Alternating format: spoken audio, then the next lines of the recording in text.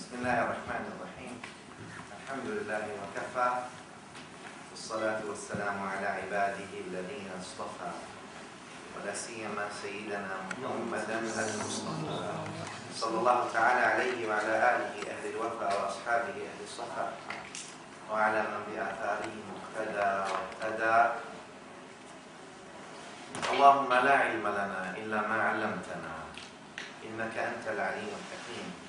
اللهم علمنا ما ينفعنا وانفعنا بما علمتنا وزدنا علما والحقنا بعبادك الصالحين. اللهم صل على سيدنا محمد وآله في الأولين، وصل على سيدنا محمد وآله في الآخرين، وصل على سيدنا محمد وآله في الملأ الأعلى إلى يوم الدين، وعنا معهم برحمتك يا أرحم الراحمين. أما بعد، فالسلام عليكم ورحمة الله تعالى وبركاته. I'd like to start with asking you two things before I start. Number one is I'd like to ask you to make salat and salam on the Prophet ﷺ, whatever way you want to make it. No, I don't want you just to make it with your tongues. I want you to make salat and salam on the Prophet ﷺ with your heart. I know we always say it with our tongues, but I'd like to sort of penetrate from the tongue to the heart. Usually it's supposed to be the other way around. In other words, the heart does it and then the tongue translates what's in the heart. Right? The poet says, إِنَّ الْكَلَامَ لَفِي الْفُؤَادِ وَإِنَّمَا جُعِلَ اللِّسَانُ عَلَى الْفُؤَادِ دَلِيلًا. The speech, the poet says, the speech is really in the heart. Your talk, when you want to talk something, it's in the heart. Sayyidina Umar says, زَوَرْتُ فِي نَفْسِي مَقَالًا. I prepared something in my heart. I haven't even said it.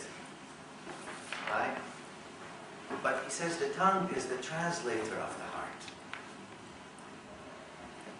Continuation to what Allah mentioned, right? The language of the hearts. So when we make salam on the Prophet ﷺ, today we're here to talk about his Seerah, sallallahu ta'ala alayhi wa sallam. So, من باب أولى, يعني more prioritized, since we're going to be talking about him, that we try to feel the sweetness of mentioning his name, sallallahu alayhi wa sallam, and making that with our hearts, not only with our tongues. We want to sort of try to remove the little barriers that prevent us from tasting the sweetness of loving Rasulullah sallallahu alayhi wa sallam. So we, so that things are meaningful now, not simply meaningless, right? Just a little touch, so we can taste. I always say that taste buds have no curfew. So let's taste. And everybody has their own taste buds. Right? We're not going to go into the medical. There's 3 kinds actually of taste buds, but let's not go there. And the sulcus terminalis and all that stuff.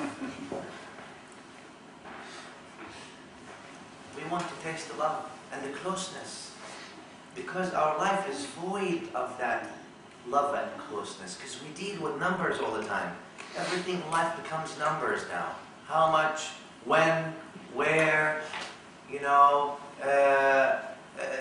everything is like dollars and cents, not dollars and cents, or here, maybe you say pounds and pence. Right, am I correct? Pence, you say? Shillings a long time ago. Okay. So we want to say, instead of dollars and cents, we want to have cents. Cents. We want to sharpen our relationship a little bit, so we can feel the massive oceans of spirituality that the Prophet ﷺ Seerah provides all of us. So I'd like to keep reminding you that when you hear his name, ﷺ, make salah and salam on him, but I want you to make it with your heart as much as you can remember, not only with your tongue. So now we feel also when we say to other people, I love you, you know how that goes. Really love. It's not just a word that you say. It's an overwhelming state that overtakes you. Not simply a word. That's why they say it's the biggest lie in the world, right? I don't know what I mean.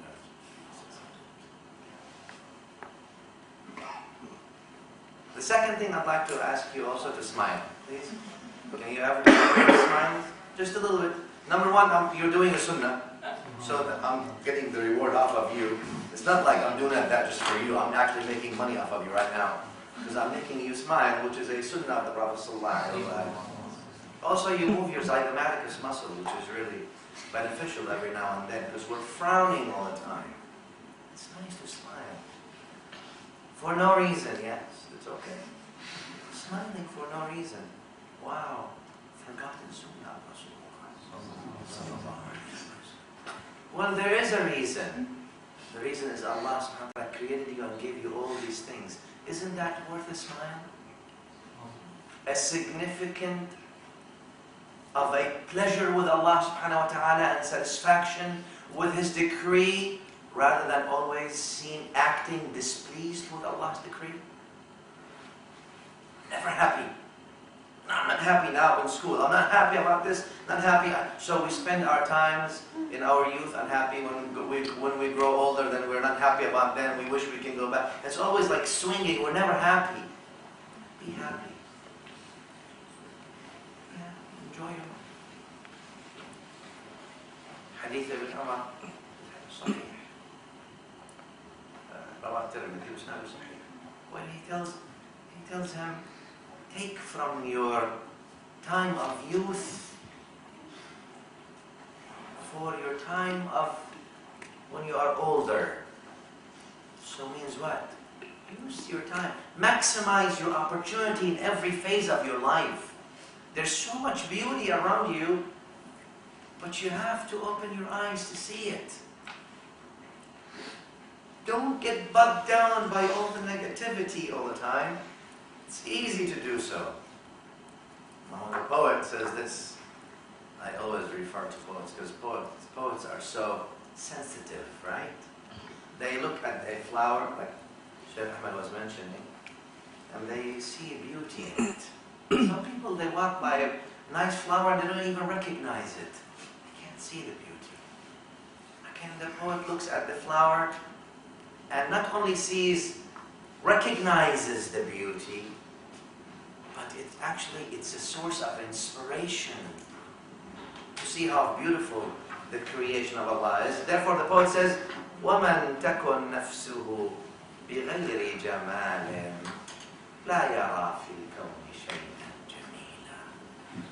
Whose self, the meaning of the line is, whose self is void of beauty, does not see anything beautiful. So it's always negative, but when you're filled with beauty, you recognize beauty. So recognize that. And therefore, recognize that Allah subhanahu wa ta'ala asked you to thank Him. Not because He needs our thanks, but because we do. It's like someone, and again, I'm not trying to compare Allah subhanahu wa ta'ala to the creation, but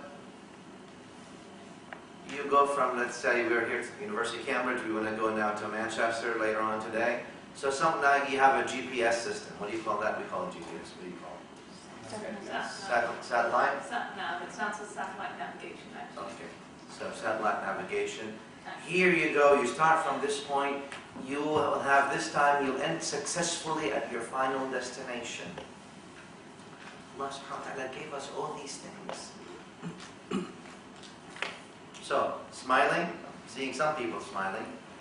You don't have to laugh, but at least smile. I think you should just stop until everyone smiles and then go on. I've seen someone do it at talk, it's very effective. Thanks for the suggestion. Sorry. Next measurements on TED.com, everyone go Google when you go home. You all have Google. Thanks for the thoughts. Very good thinking. What did I tell you about that? Khair, inshallah. Let's start with the book of Allah subhanahu wa ta'ala. I'm just joking with her because she interrupted me a couple of times when I was talking. When she was talking to me back. Just because he's a chef. earlier, so I figured I'll get back at her. Let's go back to the Quran. Bismillah ar-Rahman ar-Rahim. وَالَّذِينَ تَبَوَّأُوا الدَّارَ وَالْإِيمَانَ مِنْ قَبْلِهِمْ يُحِبُّونَ مَنْ هَاجَرَ إِلَيْهِمْ وَلَا يَجِدُونَ فِي صُدُورِهِمْ حَاجَةً مِمَّا أُوتُوا وَيُؤْثِرُونَ عَلَى أَنفُسِهِمْ وَلَوْ كَانَ بِهِمْ خَصَاصَةٌ وَمَنْ يُوقَ شُحَّ نَفْسِهِ فَأُولَئِكَ هُمُ الْمُفْلِحُونَ. Beautiful ayah.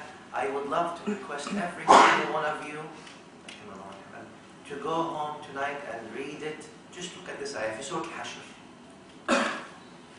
Right? And I'll tell you the meaning of the general meaning of the ayah as best as I can. وَالَّذِينَ تَبَوَّأُوا الدَّارَ وَالْإِيمَانَ. The meaning of the ayah, those who entered the home. Dar means home. Wal-Iman, those who entered the home and the faith.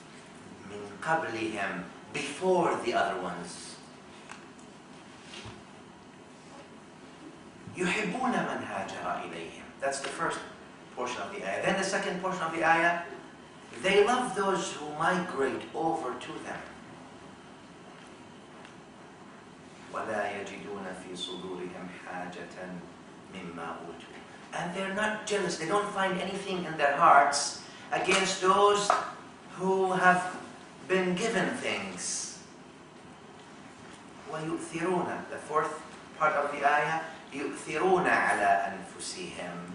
And they favor others over themselves. وَلَوْ كَانَ بِهِمْ خَصَاصَةٌ. Even if they are in dire need. Then Allah says, the last portion of the ayah, وَمَنْ يُوقَ شُحَّ نَفْسِهِ. He or she who is saved from their own greed or being a miser. Greed that leads to being a miser. شُحْ. فَأُولَٰئِكَ هُمُ الْمُفْلِحُونَ. They are indeed the successful ones. Okay.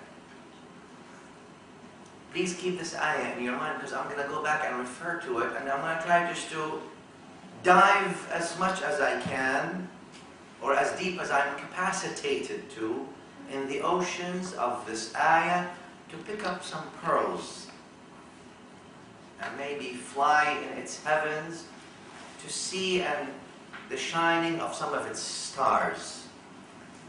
But I will try to go back to it, and I won't claim that I will give it its full right. But we will take from the Quran whatever we are capacitated to at this point in time. وَالَّذِينَ تَبَوَّأُوا الدَّارَ وَالْإِيمَانَ. Before anything, this ayah, Asbab al-Nuzul, it came in the Ansar radiallahu anhum. You know, Sahaba radiallahu anhum, two kinds, right? At the beginning. Muhajirin and Ansar. Muhajirin means what? Migrants or immigrants, right? What do you call them? Which one is more correct? Because English is not my first language. I was going to say ain't my first language. English is not my first language, so which is migrants or immigrants? Immigrants is migrants? Migrants is a different country. Okay. So, Muhajirin means migrants, those who migrated from Mecca, their home, to Medina, which became home. Ansar, which means supporters, those who were in Medina. And they were the receivers, they received them. This ayah was revealed in the Ansar, radiallahu ta'ala anhum, those who were the inhabitants of Medina, and they received the migrants. Allah says, which means that you know now how it is, since it came in the Ansar. Let's go through the ayah one more time to sort of make sure that we've got the meanings right of the entire ayah. وَالَّذِينَ تَبَوَّأُوا الدَّارَ وَالْإِيمَانَ. Those Ansar who entered the home and Iman before the other, before the Muhajirin. Wait a minute, who became Muslims first, the Muhajirin or the Ansar? Who became Muslims first, the people in Mecca or the people in Medina? I think the main English people need to tell them it's rhetorical. Muhajirin, right? People in Mecca first. The people in Mecca around the Prophet ﷺ. Where was the first 13 years of the life of the da'wah of the Prophet ﷺ was 23 years, correct? The first 13 years was in Mecca. The last 10 years was in Medina. We agree? Great. So how come, so the first people who believed in him were in Mecca.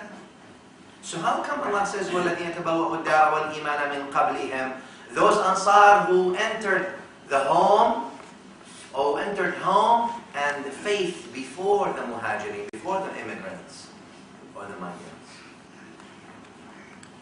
I understand if they entered the home. Home does not mean the house necessarily. Dar in the Arabic language means home. But home could mean a house where you live in, and home could be your city. Let's say if you go to London and you meet some friends, you're saying at the end of the day I'm going home. Well, where's home? Cambridge.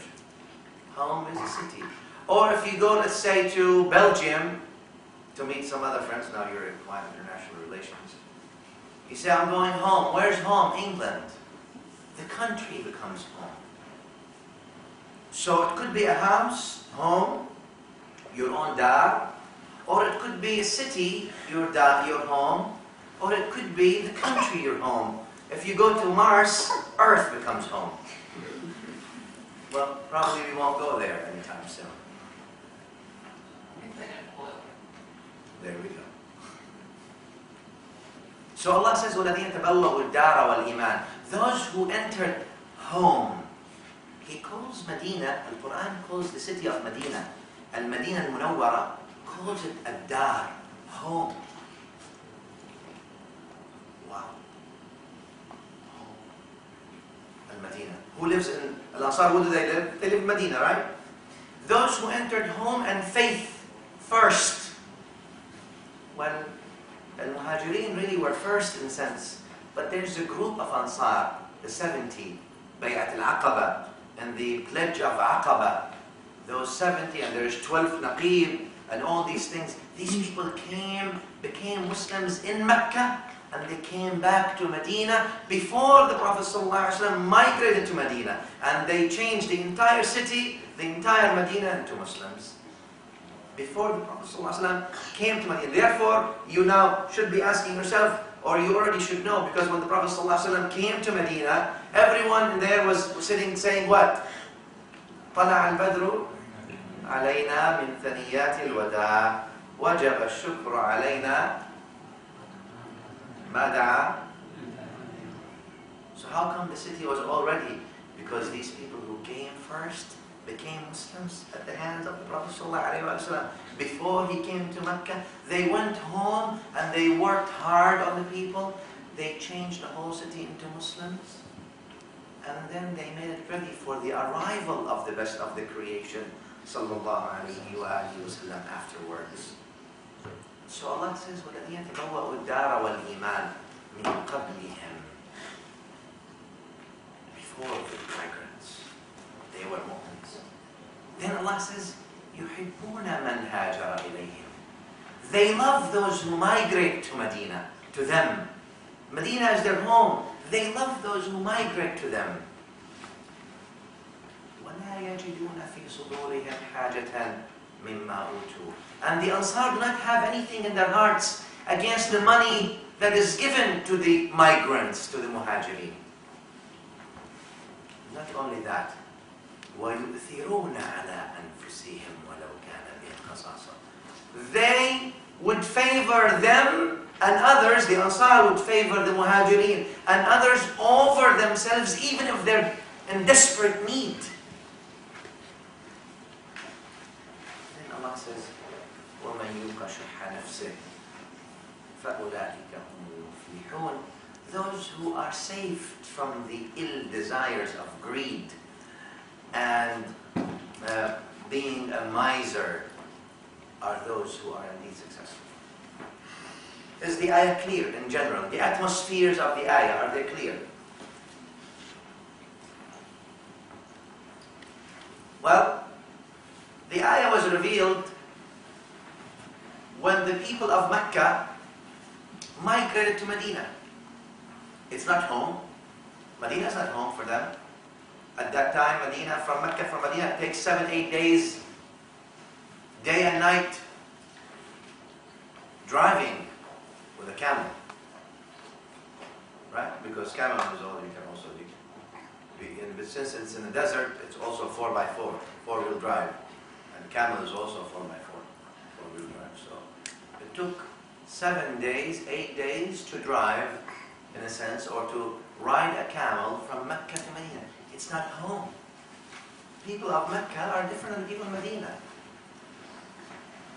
Different culture, different tribes, different habits, different atmosphere, even different weather. They migrated, the Meccans migrated to Medina, the Meccan Muslims. Wait a minute. The migration was of two kinds. Some people in Mecca were forced to migrate. Look, I know all of you are college students. So, that means I trust that you are all academic in your deduction and imbibing of the meanings. I'm not going to be spoon-feeding you the lessons. I'm going to showcase to you the lessons, and I entrust that you will imbibe from them in the lessons. Right? This is second, so we can sort of work our analytical skills. Because you can actually deduce so many things from one thing. So, the people from Mecca, the Muslims in Mecca, some of them were forced to leave their homes. What does that mean? Because Mecca at that time, like the Shaykh was mentioning, there were no rights. No animal, no human, doesn't make any difference. The only right was might. Might made right. If you have the might, it gave you right. See, this is the society in which the Prophet ﷺ came. The law of the jungle. Well, I should not even say that. Because even the jungle has some certain laws, and at times we don't. The danger in the law of jungle is very simple. Some people are the tyrants who drive all that, but most people follow the tyranny. They simply go along. They endorse that. They don't stand for the truth. So then, not only the few tyrants are the ones who are subjugating entire Mecca at that time, but then the whole population is going along with it. It makes the whole society up. I'll tell you. Should I tell you the story? Is it okay? You tell what to talk Okay, can I tell you a story?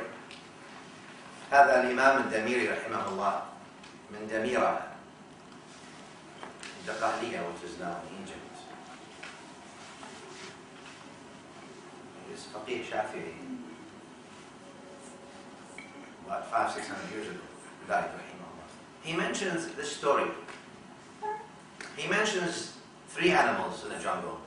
He says the lion, the fox, and the coyote. 3. الأسد, الذئب وابن أوى. He says they're going around one day, so they hunted. Or they found a dead cow, sheep, and a chicken.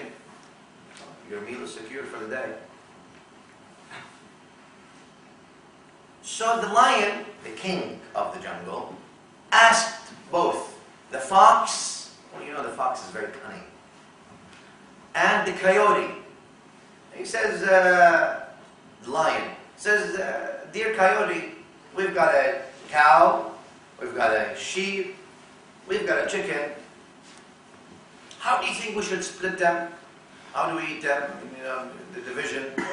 He says, Your Majesty, the coyote is saying now, Your Majesty is very simple. You are the king, you have the cow. And to the fox, you give him the sheep. And I'm happy to be with the chicken. Give me the chicken, I'm okay. The coyote did not finish his words, except with the lion taking his hand and claws and chopping his neck, separating his head from his body. The head of the coyote was rolling in front of the fox and everyone there, without telling him anything. The lion now turned to the fox. Dear fox, Assalamu alaikum. Salam. He says, now we have a cow, we have a sheep, we have a chicken, there's me and you. How do you suggest we split them? He says, the fox says, Your Majesty, it's very, very simple. For breakfast you eat the cow, for lunch you eat the sheep, and for dinner you snack on the chicken. Lion, he says, Ajib. هذا العدل من أين تعلمته? Where did you learn this kind of justice? How to be so fair and just? Where did you learn it from? This kind of justice, هذا العدل نموذج هذا العدل والفهم. Where did you learn it from? He says, علمني رأس ابن آوى. Yeah, did you see the head of Ibn Awa? That's where I learned justice. So people follow like sheep, then, if you want to say. There's no more thinking. The whole society becomes tyrannical then, in a sense.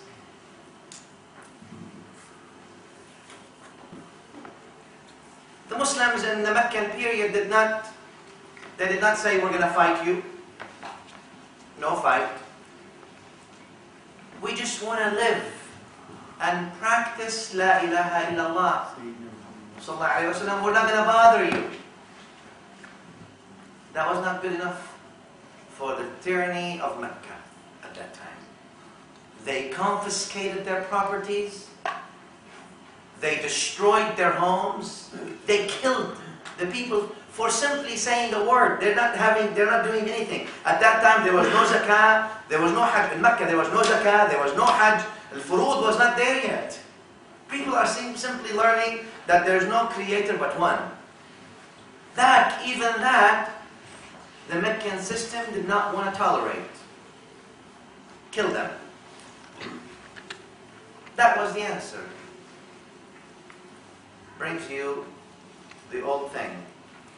The old struggle of humanity. The logic of power versus the power of logic. Always like that. Al-Anbiya alayhim salam came with the power of logic. Wal-Ashqiya wal-Zalimeen always come with the logic of power. Shaitan.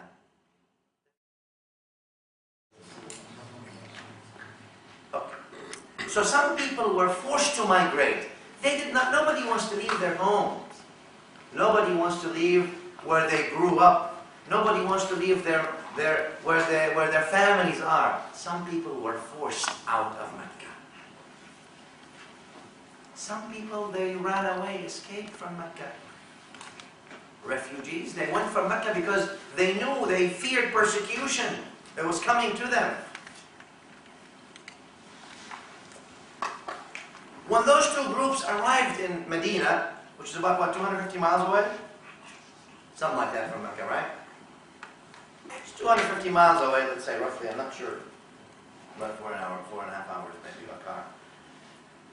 When those migrants who were forced out of their homes, mind you, when you're running away, fearing for your life, if they haven't already destroyed your home and whatever you own, and haven't already confiscated every piece of wealth that you have, if you can run away safely with the clothes on your back, then you have already accomplished saving your own life. So these migrants who left Mecca to Medina, they arrived in Medina with what? Barely the clothes on their back. Nothing. Wait a minute. The people people, the Ansar, radiallahu, those are the Muhajirin. Now, the Ansar, they were the inhabitants of Medina. There's these farms they have, land in Medina, the palm trees, the fruits of the palm trees, wealth, they're wealthy people. The atmosphere is nice, they have land, they have trees, they have wells of water, all these things they own. They're well-to-do society, developed and well off. These people came from Mecca to Medina, and there was a gap in that society. Society was no longer, like all of it middle class, or they're slightly, on the margins, on standard deviation, 1, 2, it's okay, but in the main you've got everyone within 1 or 2 standard deviations. You've got huge gaps between those who migrated and those who were the Ansar. So obviously the Ansar, radiallahu ta'ala anhum wa ardahum, they were people who felt that these people were homeless. They have no clothes, they have no money, they have no food, and everything the Ansar owned. So what did they do? They gave them. Here, you come, I'll give you a little shelter in my place, no problem. You can stay with your family. Here, some clothing, donations of clothing for you. Here, food. Sadd hajat, to fulfill their needs, their basic needs. These people migrated, they need their basic needs. So Al-Ansar, they fulfilled their basic needs. And the situation went like this. The Muhajirin, the migrants were living in Medina now with their basic needs fulfilled. No problem. Still, that gap was there. That situation remained like this until Bani Nadir. The event of Bani Nadir. The event of Bani Nadir basically a collection of villages, let's say, outside of Medina. These people, they came without any war or anything. They came and they gave Al-Nabi sallallahu alayhi wa sallam in Medina, this rock here, they gave him a huge amount of money, lots of money.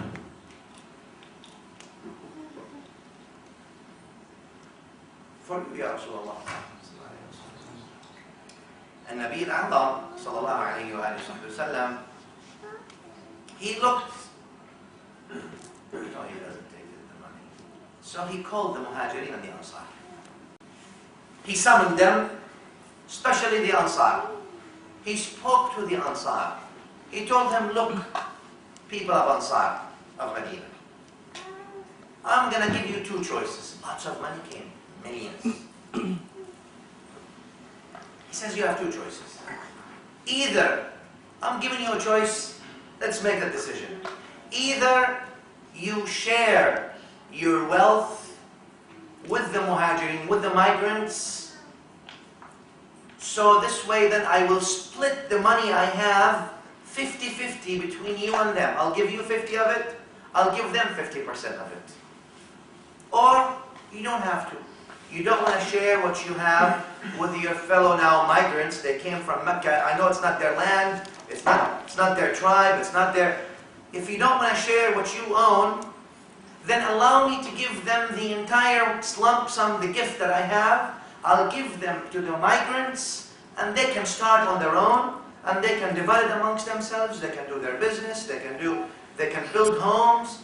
They can do whatever. But living like this just to fulfill the basic everyday drinking water and having a shelter and sleep, and there's a big gap, is not healthy. Which one, whatever you want, I have no problem. And Nabi sallallahu alayhi wa sallam has given the Ansar, the people of Medina, that choice. Well, there's a lot of money. These people don't have any money. These guys have all the money. So, Al-Ansar, they stood up. They said, Ya Rasulullah, sallallahu alayhi wa sallam. The choice was what? Either they share what they own with the migrants, and then the money will be split half-half, or they won't share, they keep what they own and they do whatever they want, and the money is given entirely to the migrants from Mecca. Al-Ansar stood up. Obviously what you would expect. Naturally, they said, Ya Rasulullah, sallallahu alayhi wa sallam, we want to share what we own with the migrants. We want to give them half of what we have. But also, not only that, and we relinquish our stake in the money and we want you to give all the money to them.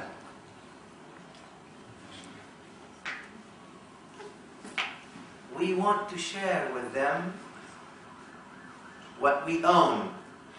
And not only that, the money that you have, we don't want any of it. We want it all giving to them. Yes, وَالَّذِينَ تَبَوَّأُوا الدَّارَ وَالْإِيمَانَ مِنْ قَبْلِهِمْ. Those who entered the home and Iman. History will bow down. History will bow down for this kind of acts of kindness. Those people were unrelated to them, from Mecca to the Madani people. There were no relations there necessarily. They did not even know who they were. But they chose not only to share, not only to give them the money, but to share. الَّذِينَ تَبَوَّأُوا الدَّارَ. They entered the home and Iman before them. Fadila, there is extra here. Al-Quran wants to affirm that it is not words that can carry you. Actions speak louder than words. Actions. You put your action where your word is. Actions come before. Sharing. Sharing is caring, right? That's what they say. So, but wait a minute. What was this? This was more than simply sharing, dear brothers and sisters. The problem with the people accepting, they did not come and say, here's the point, what were these people? Political refugees from Mecca? You could say so. Economic refugees? You can say so. Religious refugees? You can say so. The people in Medina did not say, well, wait a minute, these people are coming, they're taking our jobs. They're living where I live, that's not cool. Because, they're not even, you have no right to be here. You have no stake. They went, Islam took them to a higher level. What does that mean? Notice what the ayah says. الَّذِينَ تَبَوَّأُوا الدَّارَ وَالْإِيمَانَ مِنْ قَبْلِهِمْ يُحِبُّونَ مَنْ هَاجَرَ إِلَيْهِمْ. In the meaning of the ayah, they love those who يُحِبُّونَ love. They love those who migrate towards them. Love, not their welcoming only. See, they went beyond simply welcoming. They love to share what they have. Because happiness was not about how much money you have in your bank account. You may have all the money in the bank account, but you're still unhappy. Happiness is a smile, maybe. That's why I asked you to smile. Happiness is loving Rasulullah sallallahu alayhi wa sallam. Happiness is feeling that you're connected to this world that doesn't end when you die. There's much more to simply being existent in these forms of bodies, ladies and gentlemen, brothers and sisters. It'd be an awful waste of creation if it was. وَحَاشَ لِلَّهِ. That he does something that's not wise. He's attributed with wisdom, حَكَمْ جَلَ جَلَالُهُ. She's giving me another point, no, which means I'll have to stop here. So I'll take a break and then we'll try to continue, inshallah. But keep the ayah in your mind and then remind me where we got. وصلى الله وسلم على محمد وعلى آله.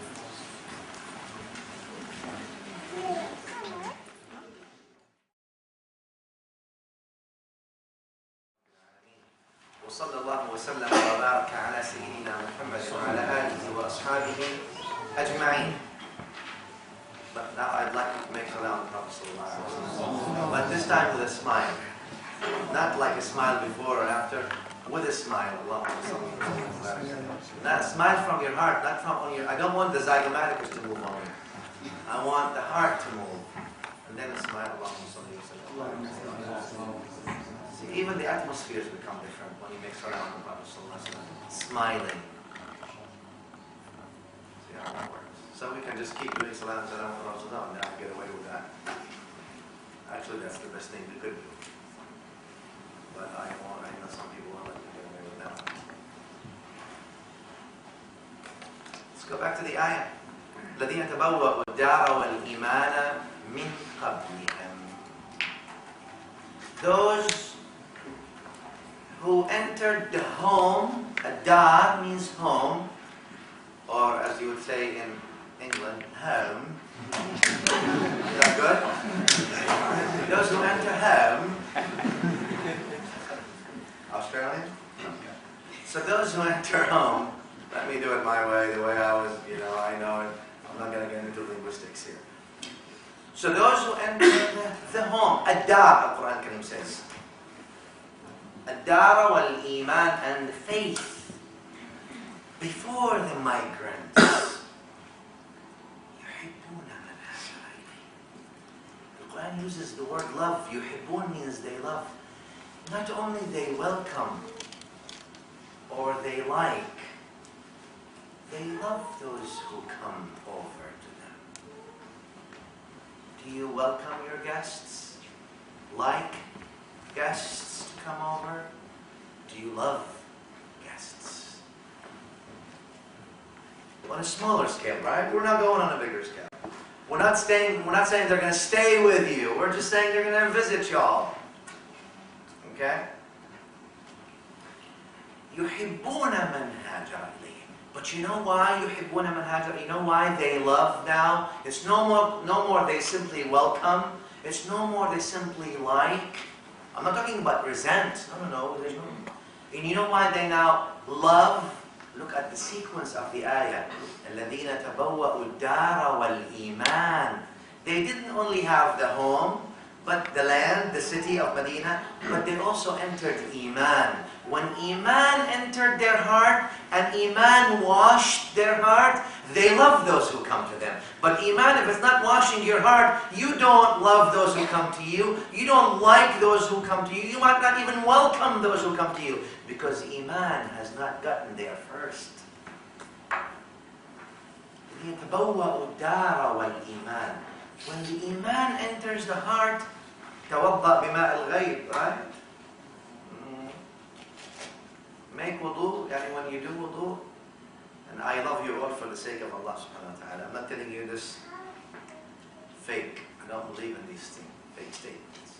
I love you for every single one of you for the sake of Allah subhanahu wa ta'ala and for the sunnah of His Rasul sallallahu alayhi wa sallam.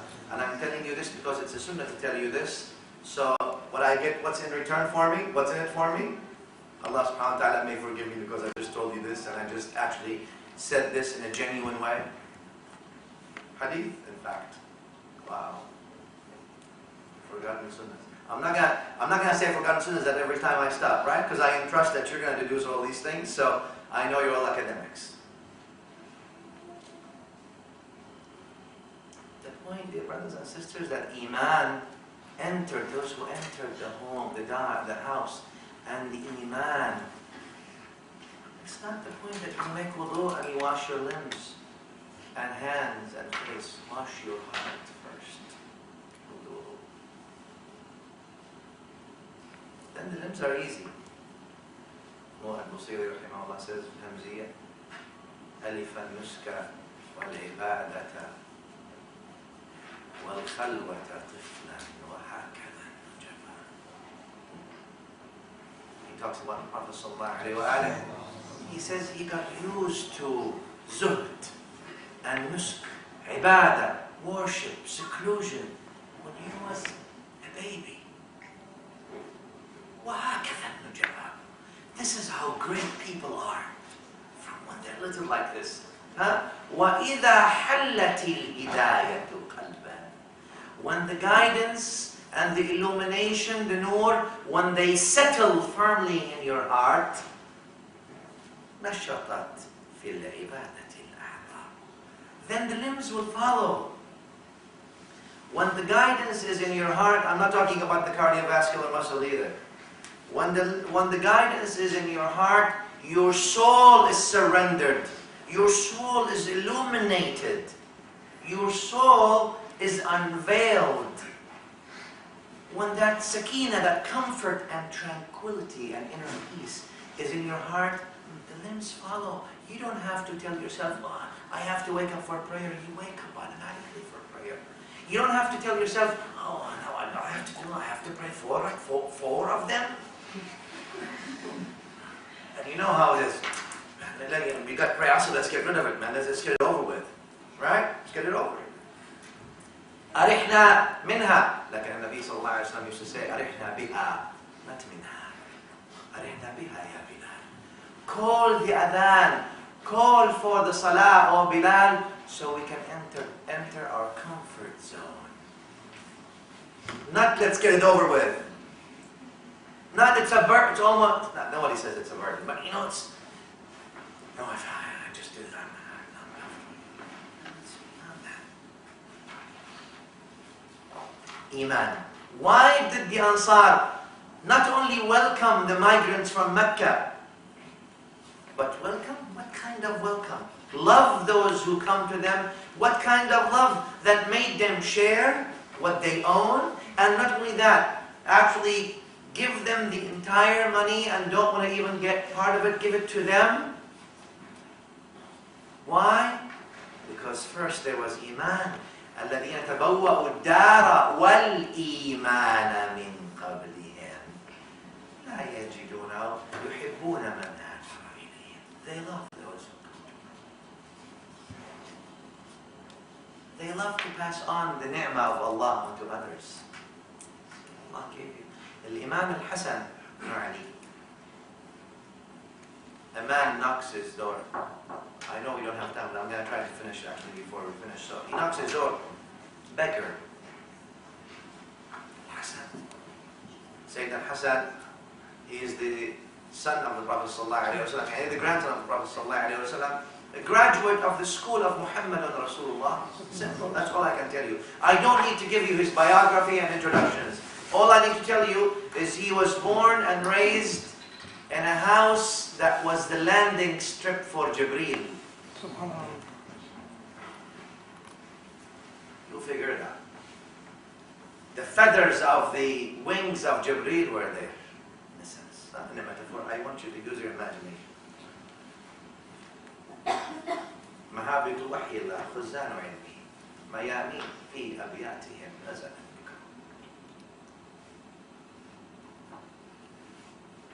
Knocks his door.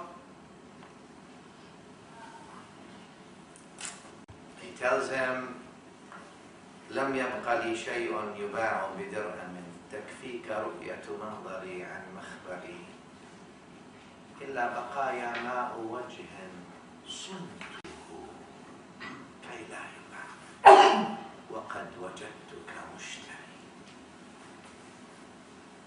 The beggar tells Hassan, Imam Hassan, he tells him, I have nothing left. He knocks his door, he says, before Imam Hassan opens the door, he says, I have nothing left that I can sell that's worth a pound.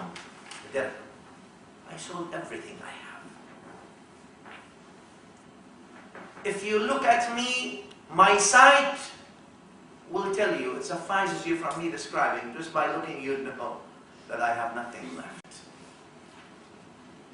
He says, the only thing I have left, إِلَّا بَقَايَا مَاءُ وَجْهٍ صُنْتُهُ.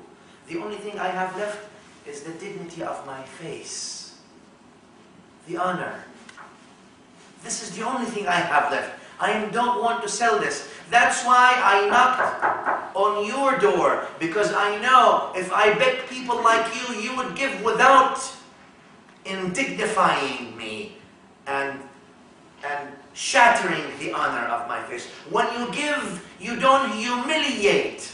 So I saved my dignity. The only thing I have left, وَقَدْ وَجَدْتُكَ مُشْتَرِي, and I find you a person who saves the honor of those who beg him, unlike most people. Imam Hassan opens the door just a little bit, not entirely, just a little bit. And he does not look at him. He tells him, عَجَلْتَنَا أَوْ فَاجَأْتَنَا فَأَتَاكَ وَابِلُ بِرِّنَا قَلًّا وَلَوْ أَخَّرْتَنَا لَمْ نَقْصُرِ. He tells his daughter Fatima, young daughter, Imam Hassan, he says, Ya Fatima, how much do we have in the house? She says, Father, we have 4,000 dirhams. He says, عَلَيَّ بِهَا, bring it to me. She says, Father, how much of it should I bring? He tells her, bring it to me, Ya Fatima. Bring the whole money, not part of the money. Bring it to me. She brings, in amazement, she brings all the things that, everything they have in the house. He takes it from behind the door and he gives it to the man without looking at his face. He tells him, عَجَلْتَنَا, you surprised me by your question, by you asking. فَأَتَاكَ وَابِلُ بِرِّنَا قَلًّا. So I gave you, I showered on you everything I had. I gave you everything I had. وَلَوْ أَخَّرْتَنَا لَمْ نَقْصُرِ. If you give me more time, I will try to get some more money so I can suffice the needs that you have. فَخُذِ الْقَلِيلِ. Take the little I gave you. Little, Ya ibn Rasulullah. Little. You gave him 4,000 little. People at that time live a whole year with that. That's his saving for the whole year he gave him. But the Imam Hassan doesn't see it big. You know, when people give little, they think it's big. La, Imam Hassan was the other way around. When he gave so much, he says, فَخُذِ الْقَلِيلِ. Take the little I gave you. وَقُلْ كَأَنَّكَ لَمْ تَبِعْ مَا صُنْتَهُ وَكَأَنَّنَا لَمْ نَشْتَرِي. Take the little I gave you and pretend that you've never knocked on my door and I've never answered you. Fatima says to him, oh Father, you gave him everything we have. He tells her, Ya Fatima, عَوَدَنِي رَبِّي عَادَ وَعَوَدْتُهُ عَادَ. My Lord gave me a habit and I promised him to do another habit for him. He promised, he made me used to him giving me a lot, and I promised that I would pass on whatever he gives me on to others. The madrasa of Rasulullah sallallahu alayhi wa sallam. نحن قوم يقول روح الحافظة نحن قوم نوالنا خضر يرتع فيه الرجاء والأمل تجود قبل السؤال أنفسنا خوفا على ماء وجه من يسأل.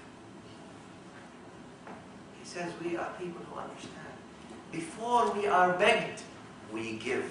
So we save the honor and dignity of those who are begging. الكرم ما كان ابتداء. ليس ما كان عن مسألة.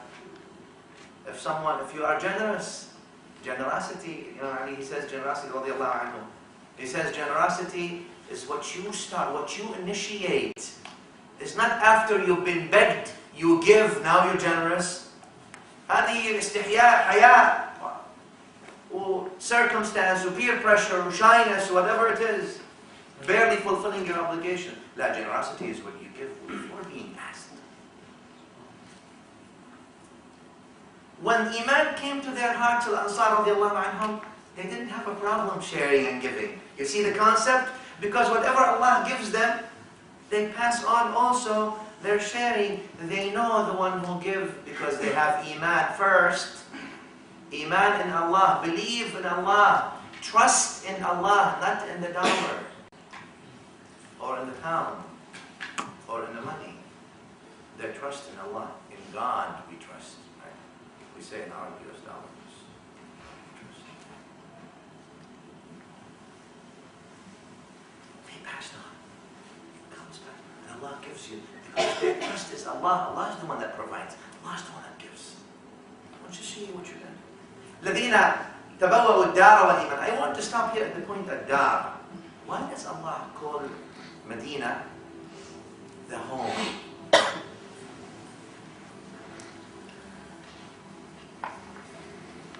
As if the ayah entails, this is, though it's the home of the Ansar, but it became the home. The home also for the migrants, ad-dar. It's the home for all. As if the Quran wants to say implicitly, let me just take that little bit, a stretch, okay? But, bear with me. All these boundaries between the cities and the countries. Mecca is a different country at that time. Medina is a different country at that time. These geographical, geopolitical boundaries ought not to stop the ambitions of human beings. Ought not to stop the ambitions of the human beings. Political refugees, economical refugees. Al-Islam did not want to say geopolitical and economical. Al-Islam wanted to put a human face on the whole thing. These are not nameless people, faceless people, but this is a human problem. Therefore, it becomes the home, the home. تبوأوا الدار. It's the home. No borders ought to stop. And I'm not saying you should not. Every country has a law, and Islam wants the people, whatever your citizens of, to abide by the laws of the land that you live in. So I'm not trying to make this a political issue. I'm talking totally from a theological principle. Laws ought to be respected and not violated. But Islam looks at things in an ideal way, differently, that if prosperity, if you can go on elsewhere, أَفَلَمْ تَكُنْ أَرْضُ اللَّهِ وَاسِعَةً فَتُهَاجِرُوا فِيهَا. The Quran says, isn't the land that Allah created vast, and you can go wherever you want? If you think you can become a positive element wherever you're going to go, and you're going to become a positive contributor, I always concentrate and focus on positive contribution. Because that is who we are, and that's what you ought to be, and that's what we all ought to be. If you're not, then think again. Islam wants you to be a positive contributor, a positive element of society. Not like the Shaykh says, take, but give. Islam is about giving, not only taking.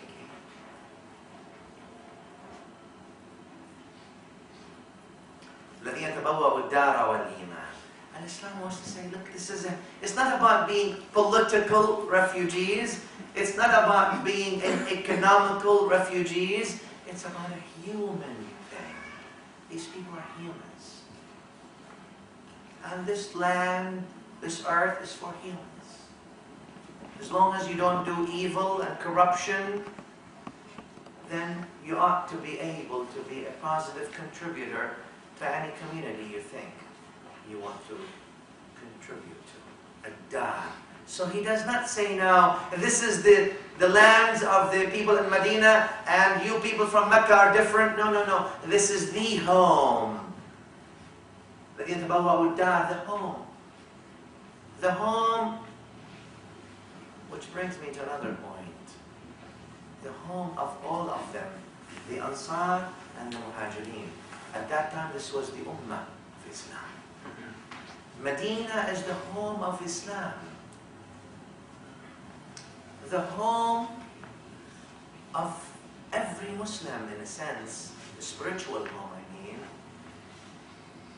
It's a dar, it's the same house.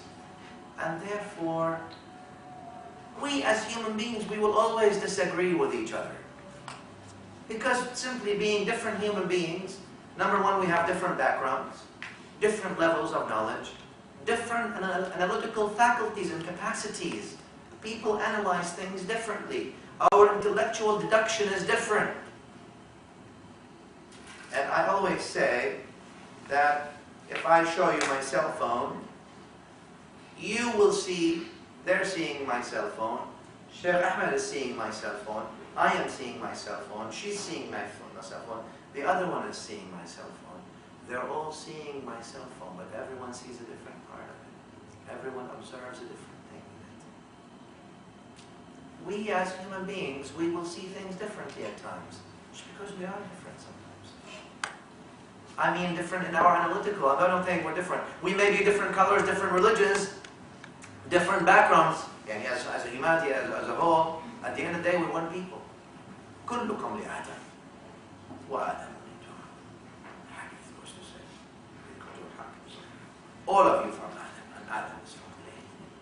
At the end of the day, we're one people. Lakin we, within the household, تبوأوا الدار, those within the house, members of the household, when we disagree amongst each other, all these groups within the Muslims, let's try to remember that we are part of one household. Let's remember that ad-dar, تبوأوا الدار, this dar, al-Madina, the source of Islam. Well, let's remember not to shred each other to pieces. Let's try to give each other the benefit of the doubt. And first and foremost, let's try to agree on the book and the author. What Allah said, what Rasulullah said, makes things easy.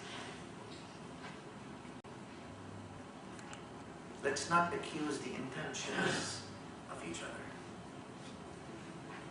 Let's disagree with the actions, but not accuse the intentions. Because we are members of the household, Ad-Dar, this house that gathered everyone. And no doubt Al-Madinah has a house, because Al-Madinah housed the best of the creation, sallallahu alayhi wa sallam. It is enough that on the soil of Medina, the footsteps of Rasulullah sallallahu alayhi wa sallam were there, with his ashab, his ahl. I'm not saying that Al-Madinah houses the glory of Rasulullah sallallahu alayhi wa sallam, make no mistake, because the whole universe does not house his glory. He's much bigger than life, sallallahu alayhi wa sallam. He's much bigger. His glory is much bigger than to be contained by a city. No. But the city that was the source of these things was there. This is your home. You ought to have a yearning. That's why among the signs of the believers, also, especially those who love Rasulullah sallallahu alayhi wa sallam, and all the believers, inshallah, love Rasulullah sallallahu alayhi wa sallam, because that's part of our deen, is that you have a yearning to your spiritual home, yearning to go to Medina. Right? May Allah give you all the opportunity to visit the Medina. To see the beauty. I'm not saying be a mental tourist. That's what people, religious tourists, sorry, not I shouldn't say mental, a religious tourist. Religious tourism, you know what they do, right? They go there and they take pictures of Medina. Oh, what a great wall. Look at this arch. Wow, let me taste it. Wow. Is that what you're going for? To see the stones? You're going to the Kaaba to take a picture of the Kaaba so you can see the stones of the Kaaba? And you think you're making tawaf around the stones? I would like your heart to make tawaf before your body.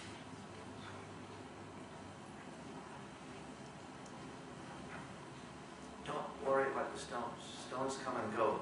But the love of Rasulullah does not come. Seeing and tasting. Remember I told you taste buds have no curfew? Let your taste buds run wild there. I don't mean by food. I mean by soup for the soul. Soup for your soul.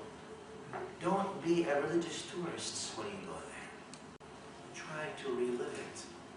Try to surrender to the massive spiritual atmospheres that wrap you from every single side. The beautiful Muhammadi breeze, if I may call it, that touches you from everywhere you go in Medina. Try to feel these things. You'll take pictures later. Or mental pictures. Some people don't have cameras, they take mental pictures. That's what I meant by mental, I didn't mean it like psychiatric.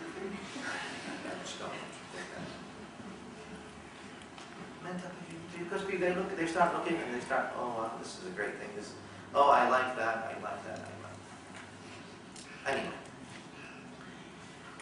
So this is الدار الذين تبوأوا الدار والإيمان. Those who entered the dar, the home, and iman before them, يحبون من هاجر إليهم. With the hadith, I'm going to tell you a hadith all of you know. I'm almost sure all of you know. Hadith صحيح, أسناد صحيح. النبي صلى الله عليه وآله وسلم says, لا يؤمن أحدكم حتى يحب لأخيه ما يحب لنفسه. Very basic, we teach it to our children, right? 4 or 5 years old know it. None of you will be a complete believer until you love for your fellow brother or sister what you love for yourself. Everyone knows it? How many people practice it? You don't need to answer me or raise any hands or anything. I know, I saw many hands. I didn't say I saw many hands raised, I just saw many hands. But you answer yourself. We know the hadith, and the Nabi sallallahu alayhi wa sallam tells us that we would not be a complete believers until we love. Again, I didn't say want maybe or like. No. Yuhib, until you love for your fellow brother, sister, whatever it is, than what you love for yourself. Loving. Do we accept that? Or do we want to keep everyone 3 steps behind all the time? Oh, I don't want to. So we can understand why what we're experiencing, okay? يحبون من هاجر إليهم. They love those who come to them. ولا يجدون في صدورهم حاجة مما أوتوا. Not only that, they don't find, the ayah goes to say, they don't find in their hearts anything against them because they shared the money and they even gave them the gift. So now they have actually more. Al-Quran says, لا يجدون في صدورهم حاجة مما أوتوا. They don't find anything in their hearts against them now that they have more. In fact, they love it. There's no that sense of ill competition, not healthy. Unhealthy competition is no longer there. They're happy that the others are happy. Just as happy. Remember let me give you another hadith which all of you know. When someone sleeps and their neighbor is hungry. Yeah? What's that all about? وَيُؤْثِرُونَ عَلَى أَنفُسِهِمْ. And they favor people over them. They favor others. Not only that, they favor them over them. The Ansar favor the migrants over them. Even if they were in need, dire need, خصاصة, dire need, وَلَوْ كَانَ بِهِمْ خَصَاصَة. Dear brothers and sisters, these are the meanings of the Quran. We're trying to pick some pearls from the oceans of the Book of Allah. There's so many pearls to pick. We don't want to be overwhelmed, but we want to take practical lessons. So we know we can diagnose why are we going wrong, or what is wrong in our physiology or psychology. Is this abnormal or is this normal? Lab values for you all. To see whether you're still in the reference value or you're out. Hypo or hyper? Are you less or more? What is it? Or are you within the range? That's what we're supposed to be so we can be successful. Not only as an individual. Islam does not only care about Islam and Muslims only. Islam cares about every single human being. Islam affirms every single human being the dignity Allah afforded them. Not only human beings, but everything, animals and trees and everything. Accepting people and helping them, wanting to be helpful, random acts of kindness when the opportunity arises? Do we do them, or we just pass by him with an eye shut and a heart shut before the eye? When you have an opportunity to do a random act of kindness, do we do it or not? Muslims or not Muslims? Just be kind. Randomly, random, expecting no return, expecting no recognition. That's why I say random. Because I don't want you to expect recognition. We don't want to expect rewarded for what I just did. I just went and visited someone who's sick. I don't know who he is. John Smith just stood there and made prayers for that person. Well, he's not Muslim, so. Well, he doesn't like me. Don't be reactionaries. If you're good to those who are good to you, what good are you? What good are you? If you're just good, you're supposed to be good to those who are good to you. This is the minimum you can do. هل جزاء الإحسان إلا الإحسان? Ya habayib, my beloved, let's try not to only say that we have mercy. Islam gives us mercy and teaches us mercy. Let's practice the mercy of Islam. And let's practice the love of Rasulullah. Talk is cheap, but actions speak louder than words. Let's have actions. It's easy to say, you know. Islam, oh, it's the deen of mercy, great. But the minute you disagree, then, you know, heck is loose, or whatever it is that you want to say. Anger and wrath and all these things.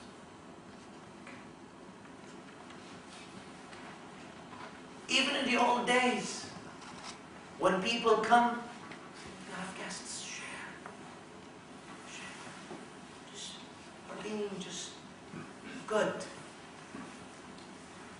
Offer. You want to receive mercy? Be merciful.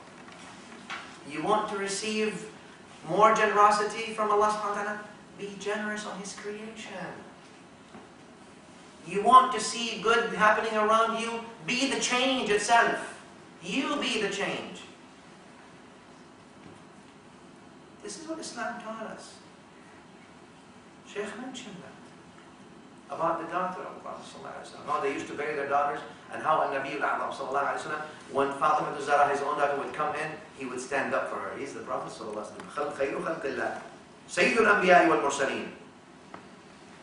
He would stand up and kisses her, and he would have her sit in his seat.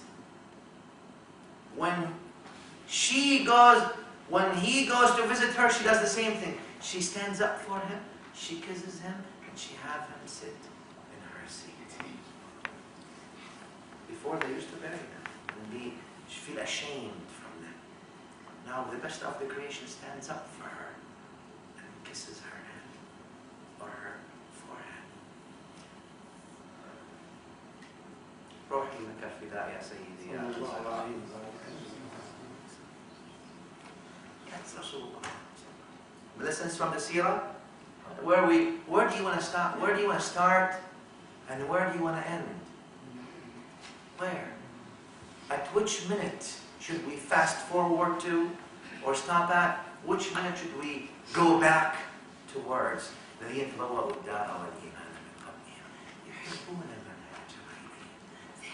love.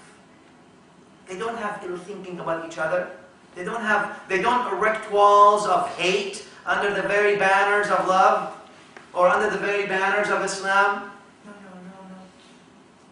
They love those who come to them. وَلَا يَجِدُونَ فِي صُدُورِهِمْ حَاجَةً مِمَّا أُوتُوا. Even in the old days.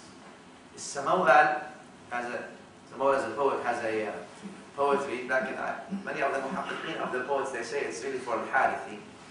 Anyway, he says, تُعَيِّرُنَا أَنَّا قَلِيلٌ عَدِيدُنَا فَقُلْتُ لَهَا إِنَّا الْكِرَامَ قَلِيلٌ وَمَا ضَرَّنَا أَنَّا قَلِيلٌ وَجَارُنَا عَزِيزٌ He says, the poet says, she's blaming one of the women from the other tribes apparently or something. She's blaming him. You are a small tribe. You're insignificant. He says, she's blaming, she's thinking it's a tarnishing that it's a small tribe, blemish. But I told her, the honorable people are few. If it's about by number, then the honorable people are few. He says, it's not a tarnish. مَا دَرَنَا أَنَّا قَلِيلٌ. It's not a blemish that we are few, but because our neighbor is aziz, our neighbor is honorable. We honor our neighbor, and the neighbor of the big tribes is not honored. So this is the measurement. Adi bin Hatim al-Ta'i, known from the time of the Prophet ﷺ, he had ants, because they used to live in the desert, ants living there. He found a nest of ants. Before he sleeps every day, he takes some pieces of bread and he throws them to the ants. They asked him, what are you doing? He said, well, this is my neighbor. I have to make sure my neighbor is fed. Ants.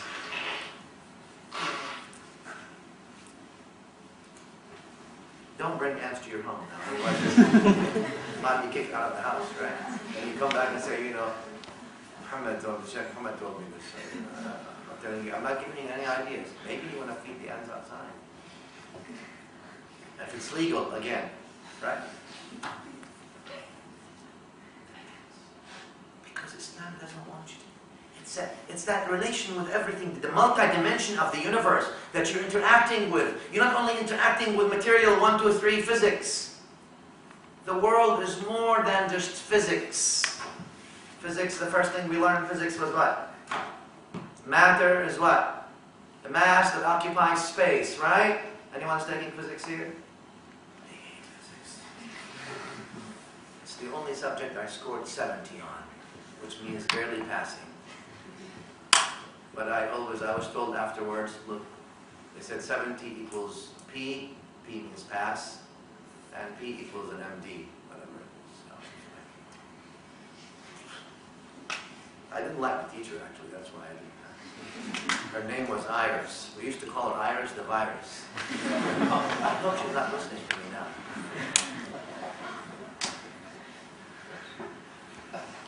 May Allah guide me and her.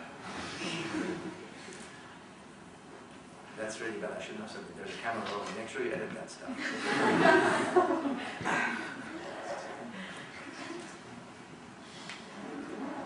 That's why Nabi Sallallahu Alaihi Wasallam was the best teacher. People loved him. So they learned. Some teachers, they make you hate the subject. They're like, you love it. You're going in, oh, this is pathology. I love it. Nobody knows pathology, by the way. But anyway, or whatever it is, topic that you like, right? Robbins and Kumar and what's the other one, all these things. But the teachers sometimes make even the most complicated topic lovable because they put you in touch. And Nabi Sallallahu Alaihi Wasallam made the Sahaba tap into the spirituality that overwhelmed them. Converted a transition of people who bury their daughters to people who stand up for their daughters. Wow. Like the Shaykh mentioned. Okay. Asr in 5 minutes. Or is it now? Which one? 3 minutes.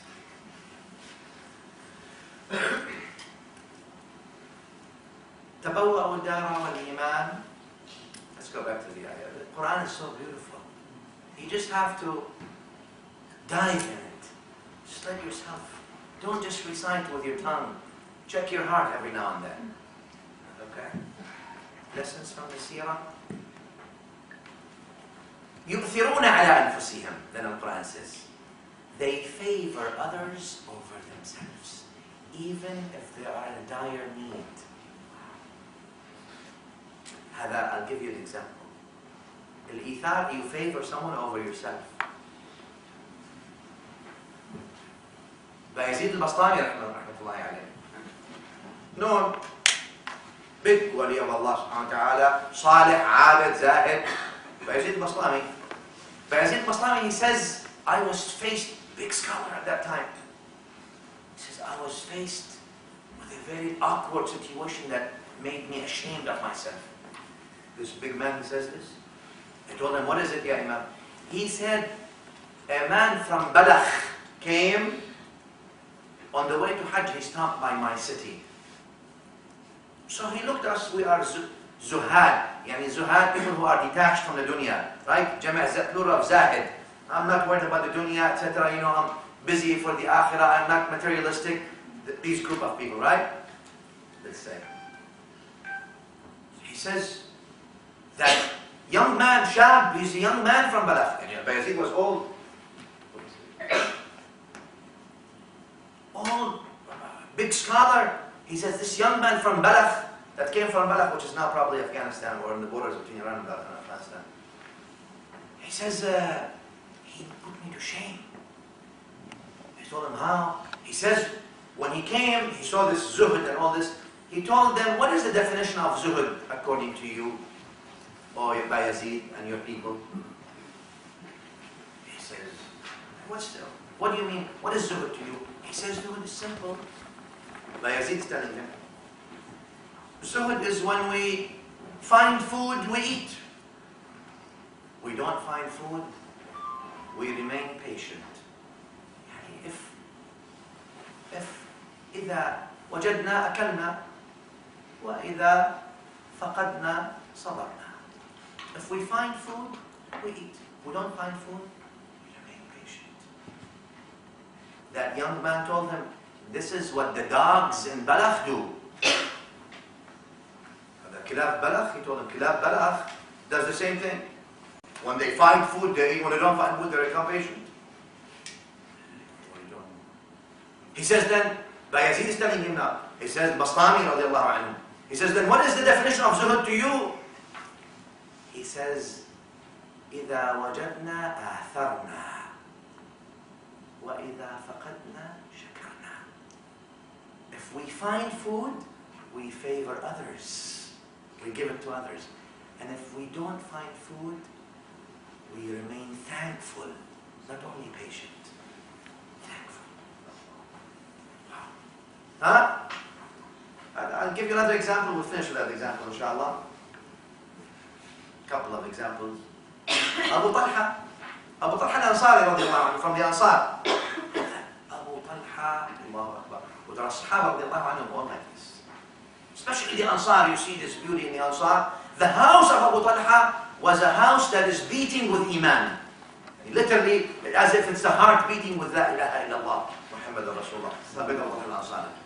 Abu Talha al-Ansari was a wealthy man. He had a big farm that he put his heart and soul into it from when it was not little. All the trees, there's a well of water, wealth, lots of it, and he loved it. Bi'r Ha, it's called. Well of Ha. That's the name of it. الآية comes. بسم الله الرحمن الرحيم. لن تنالوا البر حتى تنفقوا مما تحبون. The ayah means, you shall not achieve piety until you spend from that which you love most. He spent his whole life with it. He loves it. It's like him, his land and the trees attached to him. He goes to the Prophet ﷺ and said, Ya Rasulullah, I have heard this ayah, which means, you would not achieve piety until you give from that which you love most. And this is the most beloved to me in the dunya, so I decided to give it to you, Ya Rasulullah. You put it wherever you want.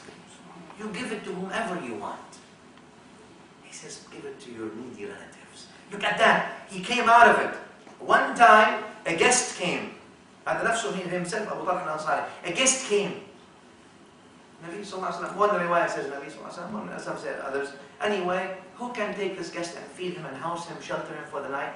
Abu Talha says, me, Ya Rasulullah. He took him to his house.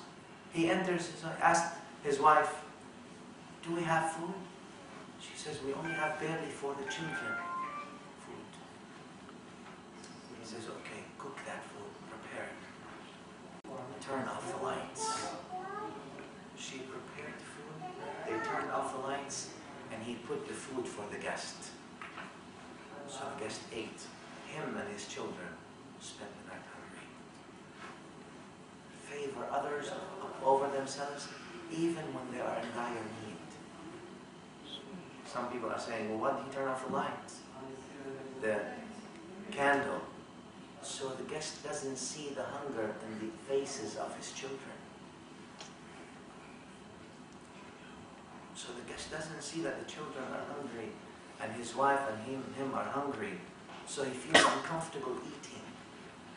Turn off the light. Eat the food in front of him. وَيُؤْثِرُونَ عَلَىٰ أَنفُسِهِمْ. There's that sweetness when you favor over yourself. Because you have such a trust in Allah. You are not doing this because the creation are this and that. That's why we always fail when we always base our actions based on the actions of others. Why are you doing this? Oh, because he did this. She did this. It's not about them. It's not about what they said. It's not about what they did. How are you going to react? What are you going to do? That's what counts. وَيُؤْثِرُونَ عَلَىٰ أَنفُسِهِمْ وَلَوْ كَانَ بِهِمْ خَصَاصَةٌ. Then Allah says, now is Asr time. I'll just finish with the ayah, so the ayah is complete, so you have at least one tafsir of an ayah. وَمَنْ يُوقَ شُحَّ نَفْسِهِ فَأُولَٰئِكَ. Which means, the ayah we can spend, this is all one ayah by the way, there's not many, but it has like 6 different sort of scenes. I always divide the ayahs into scenes, because every ayah has multiple scenes. And you want to swim in those scenes, the oceans of the scenes of the ayah, and go along with the waves and how the Quran beautifully takes you. You surf with the ayahs. I used to live in California, it's surf country, although I never surfed. Should have. I also lived in Colorado for almost 10 years, which is like where the Rocky Mountains, that's where everyone goes in the world to ski. Guess what? I never skied either. Terrible. I feel so bad. I really do. I should have learned how to ski. But we're skiing with the texts now. Okay. We're trying to dive in the oceans of the Quran. We're trying to fly in the heavens of the book of Allah subhanahu wa ta'ala, to explore them.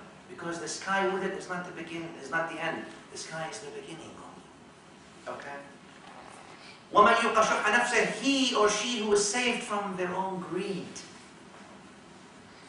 are those who are successful. You see his difference between miser and greedy. Usually being greedy leads to being miser.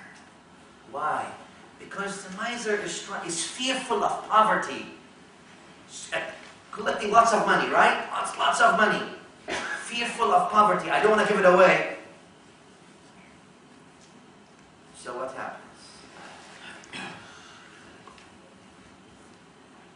Sayyidina Ali radiallahu ta'ala he says, عجبت للغني أو للبخيل يستعجل الفقر الذي هرب منه ويفوته الغنى الذي طلبه.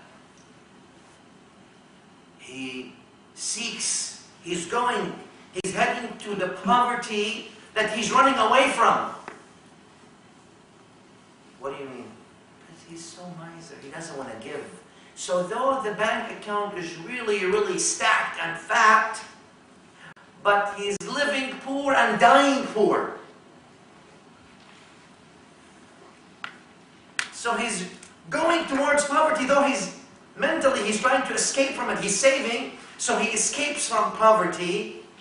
But in fact, he's only speeding and racing towards poverty.